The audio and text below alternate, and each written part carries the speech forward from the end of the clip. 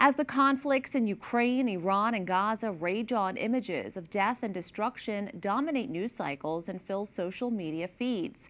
So, what does this mean for our capacity regarding compassion and younger generations?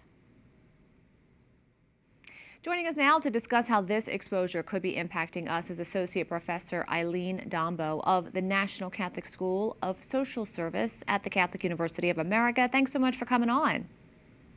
Yeah, happy to be here. So, from a psychological perspective, does repeated exposure to violent imagery reduce our sensitivity to real world suffering?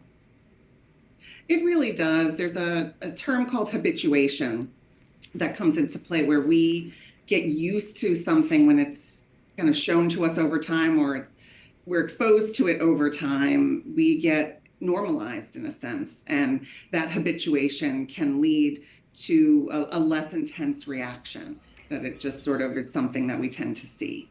Is there a difference between how people process real life war footage versus simulated violence in video games and movies? Absolutely. When we're not sure if something is real, and this is true more and more with AI and not knowing whether a video is AI generated or real, we tend to, not react if we think it might be somehow fiction.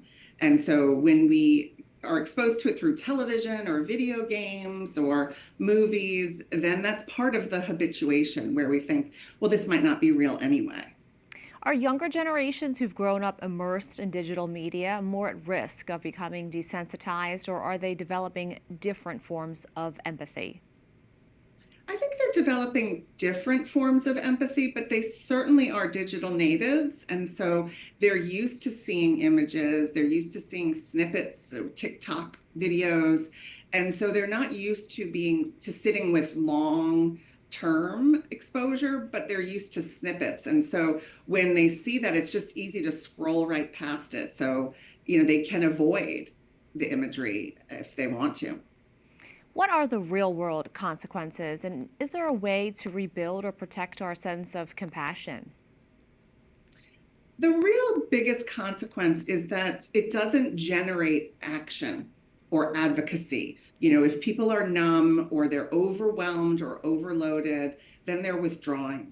And so a sense of community around these issues is really needed right now.